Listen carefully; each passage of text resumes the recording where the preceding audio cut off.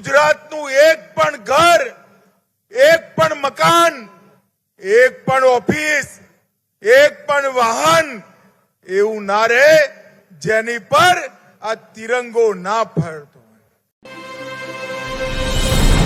આ કાર્યક્રમમાં હજારોની સંખ્યામાં અહીંયા ઉપસ્થિત પ્યારા ભાઈઓ બહેનો અને મારા જીગરના ટુકડા જેવા યુવા મિત્રો, આપ સૌને નમસ્કાર। भाइयों बहनों, आज हर घर तिरंगा एक कार्यक्रमना प्रचार प्रसार हेतु आ तिरंगा यात्राનું આયોજન ગુજરાતના દરેક જિલ્લામાં હેડક્વાર્ટર પર કર્યું છે અને આ તિરંગા યાત્રા અનેક દ્રશ્યોના ન કેવલ ગુજરાત, સમગ્ર દેશભરમાં ખાસ કરીને જુવાનીઓમાં ઉર્જા ભરવાનું કામ કરે છે। હર ઘર તિરંગા એ મોદીજીએ ચાલુ કરેલો કાર્યક્રમ આજે ન કેવલ દેશભક્તિની અભિવ્યક્તિ, એની સાથે સાથે 2047માં મહાન અને વિકસિત ભારતની રચનાના સંકલ્પનું એક પ્રતીક બન્યું છે। 15મી ઓગસ્ટે આપણે 78મા વર્ષમાં પ્રવેશ કરીશું। ગુજરાતનું એક પણ ઘર, એક પણ મકાન, એક પણ ઓફિસ, એક પણ વાહન એવું ના રહે જેની પર આ તિરંગો ના ફરતો હોય અને સમગ્ર ગુજરાત તિરંગામય થાય અને આ તિરંગામય ગુજરાતના માધ્યમથી ગુજરાતના દરેક નાગરિકની અંદર દેશભક્તિની જાગૃતિનું વાતાવરણ બને, એના માટે આ તિરંગા યાત્રા અને હર ઘર તિરંગા એ કાર્યક્રમનું શરૂઆત થઈ છે। ભાઈઓ બહેનો, નરેન્દ્રભાઈએ જ્યારે આઝાદીનો અમૃત મહોત્સવ મનાવવાનો નિર્ણય કર્યો એ વખતે એની પાછળ 3 લક્ષ્ય રાખ્યા।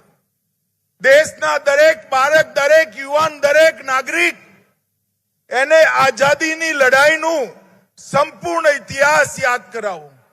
એની સાથે સાથે 75 વર્ષમાં આપણે પ્રાપ્ત કરેલી સિદ્ધિઓ, સમગ્ર દેશે પ્રાપ્ત કરેલી સિદ્ધિઓની જાણકારી આપી અને ત્રીજો, આવનારા 25 વર્ષ દેશનો અમૃતકાળ, 75 વર્ષથી 100 વર્ષની આ યાત્રા દેશના 130 કરોડ નાગરિકો દેશના વિકાસ સાથે જોડાઈ ભારતને સમગ્ર વિશ્વમાં દરેક ક્ષેત્રમાં નંબર 1 બનાવવાનો પુરુષાર્થ કરવો, એના માટે આ અમૃત મહોત્સવ યોજ્યો હતો।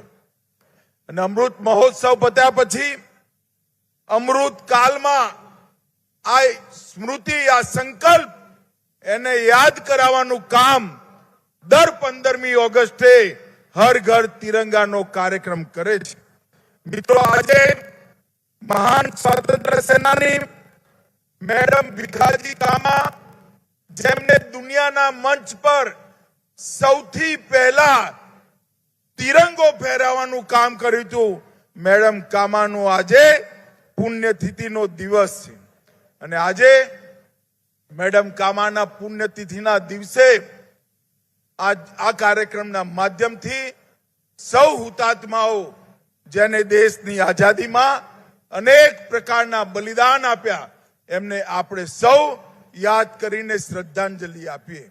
અને એની સાથે સાથે આપણા વડાપ્રધાન નરેન્દ્રભાઈએ જે સંકલ્પના 130 કરોડ ભારતીયોની સામે મૂકી છે કે જ્યારે ભારતની આઝાદીના 100 વર્ષ થાય 15 ઓગસ્ટ 2047, ત્યારે ભારત સંપૂર્ણ વિકસિત ભારત હોય, ભારત મહાન ભારત હોય અને દરેક ક્ષેત્રમાં દુનિયાનું નેતૃત્વ ભારત કરતું હોય, એ પ્રકારના ભારતની રચનાનો સંકલ્પ આપણે સૌએ લીધો છે।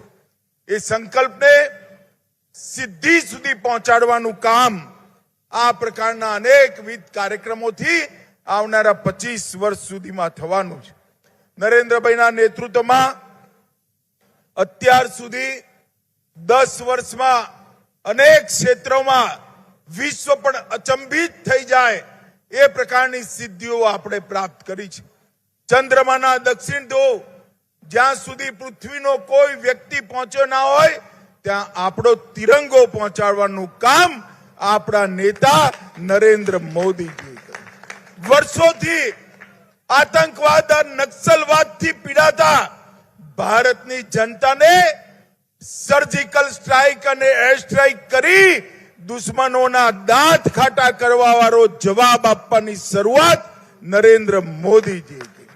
કોરોનાના કપડા કાળની અંદર ટેકનોલોજીનો ઉપયોગ કરી 130 કરોડ નાગરિકોને બે વાર રસી આપી કોરોનાથી ભારતને સુરક્ષિત કરવાનું કામ નરેન્દ્ર મોદીએ કર્યું.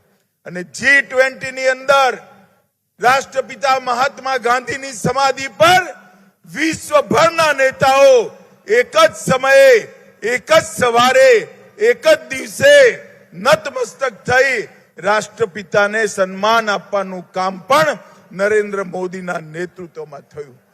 ભાઈઓ બહેનો, નરેન્દ્રભાઈના નેતૃત્વમાં દેશ જ્યારે કટિબદ્ધ થયો છે કે 2047માં દેશ પૂર્ણ વિકસિત બને એ સંકલ્પ માટે વિશેષ કરી યુવાનોએ આગળ આવવાની જરૂર છે. અને જે ક્ષેત્રમાં આપણે કામ કરતા હોય એ ક્ષેત્રમાં દેશને સર્વપ્રથમ પહોંચાડીએ એ લક્ષ્ય માટે કામ કરવાનું છે. હું અહીં દૂરથી આવ્યો, લગભગ 5 કિલોમીટર દૂરથી.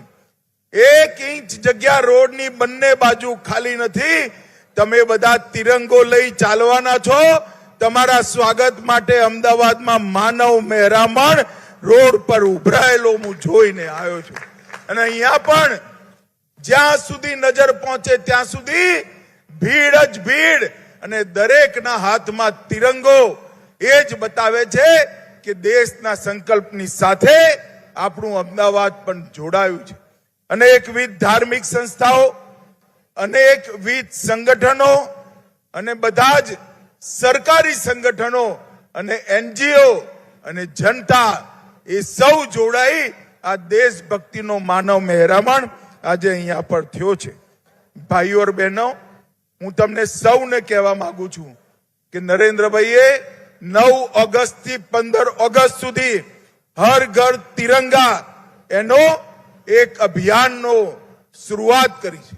આપણે સૌ આપણું ઘર, ઓફિસ, ફેક્ટરી, દરેક મકાન પર તિરંગો લગાવી સેલ્ફી લઈ આ અભિયાનની સાથે જોડાઈએ અને દેશની અંદર રાષ્ટ્રભક્તિ જાગૃત કરવાના અને વિકસિત ભારત બનાવવાના સંકલ્પની સાથે આપણે સૌ જોડાઈએ.